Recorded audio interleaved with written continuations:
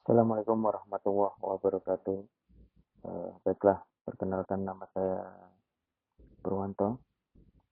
Saat ini berdomisili di Yogyakarta. Dalam kesempatan kali ini, saya akan mempresentasikan tugas UTS dari mata kuliah kecerdasan buatan. Eh,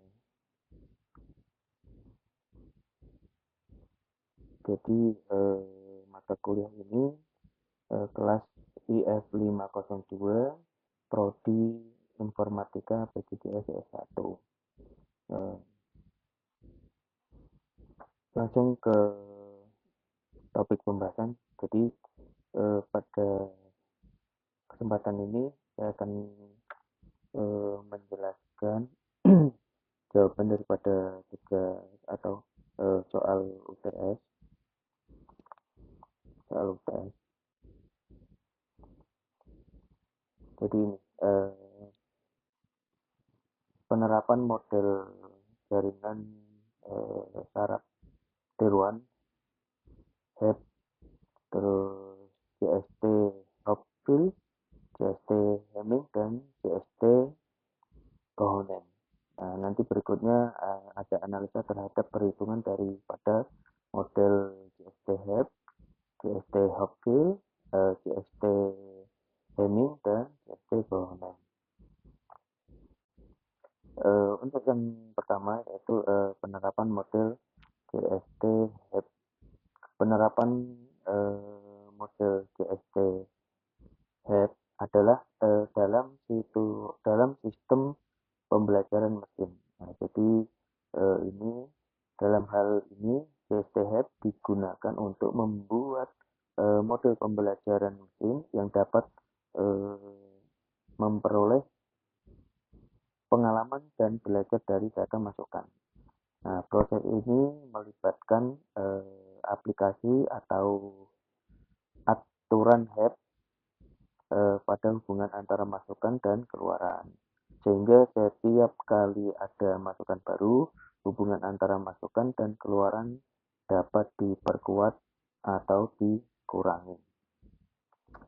Setelah beberapa iterasi, CST HEP akan memperoleh pemahaman tentang hubungan antara masukan dan keluaran dan dapat digunakan untuk memprediksi keluaran dari masukan baru. Yang kedua yaitu penerapan model CST Hopfield. Penerapan model CST Hopfield adalah dalam sistem penyelesaian masalah. Dalam hal ini CST Hopfield digunakan sebagai mesin optimasi untuk menemukan solusi terbaik dari masalah yang diberikan. Proses ini melibatkan representasi masalah sebagai sebuah jaringan saraf tiruan dan menggunakan aturan Hopfield untuk menemukan konvergensi pada sebuah solusi. Setelah konvergensi Hopfield, nah ini bisa dilihat ini dalam aplikasi optimalisasi pemecahan masalah DSP dan masalah lainnya.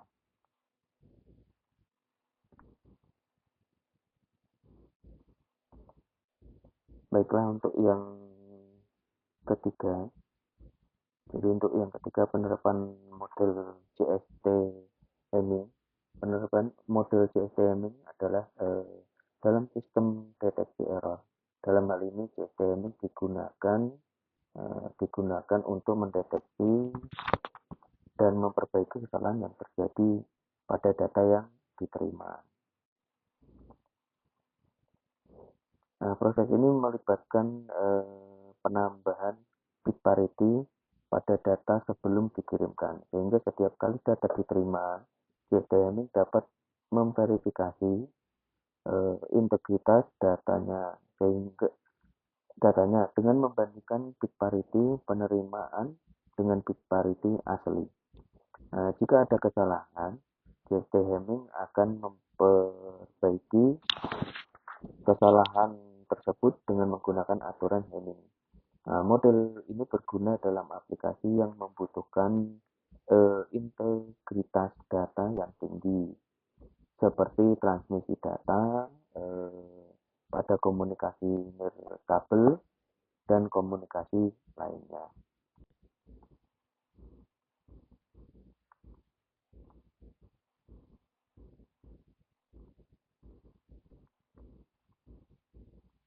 Penerapan untuk yang keempat yaitu penerapan model CST Cohonen.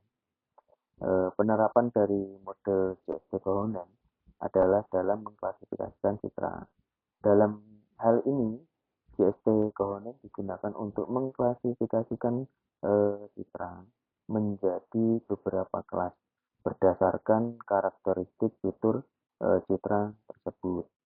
Nah, proses ini melibatkan pelatihan CST Cohonen dengan data citra yang berlabel sehingga CST Cohonen dapat belajar untuk mengklasifikasikan citra baru dengan tepat dalam kelas yang sesuai.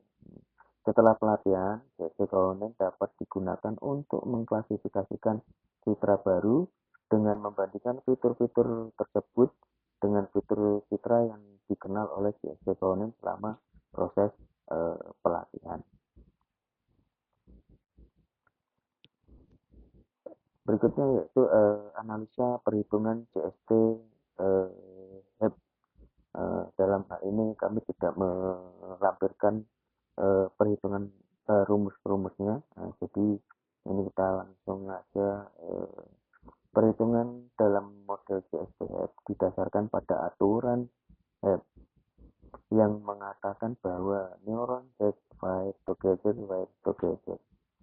Dalam hal ini hubungan antara masukan dan keluaran dalam jaringan diperkuat setiap kali masukan dan keluaran saling berkoordinasi.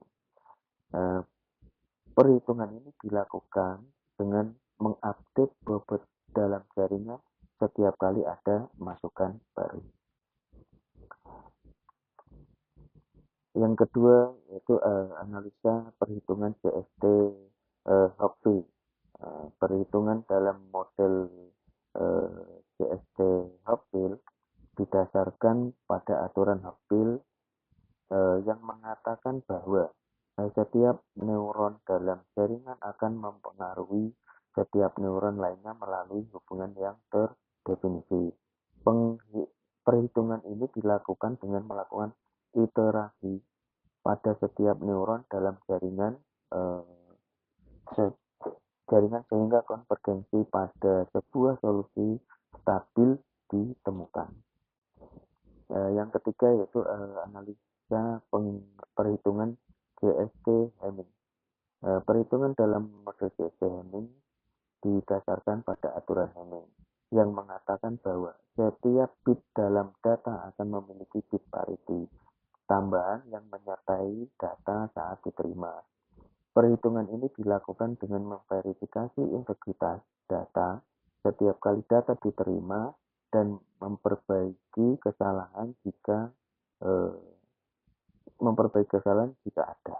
Jadi seperti itu. Untuk yang terakhir yaitu analisa perhitungan CST Cohonen.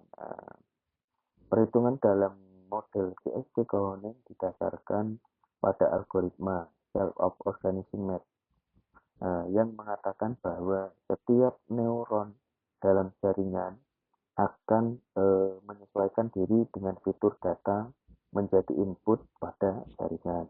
Perhitungan ini dilakukan dengan melatih jaringan dengan data yang berlabel dan mengupdate bobot dalam jaringan setiap kali ada masukan baru. Jadi dari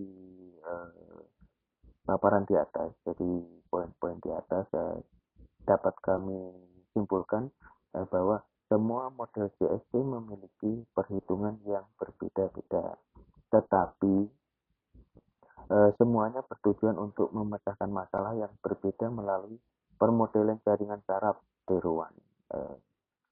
Jadi itu tadi kesimpulannya dan cukup sekian presentasi yang bisa kami sampaikan. Jika ada penyampaian kami yang kurang atau salah, kami mohon kasih, cukup sekian. Assalamualaikum warahmatullahi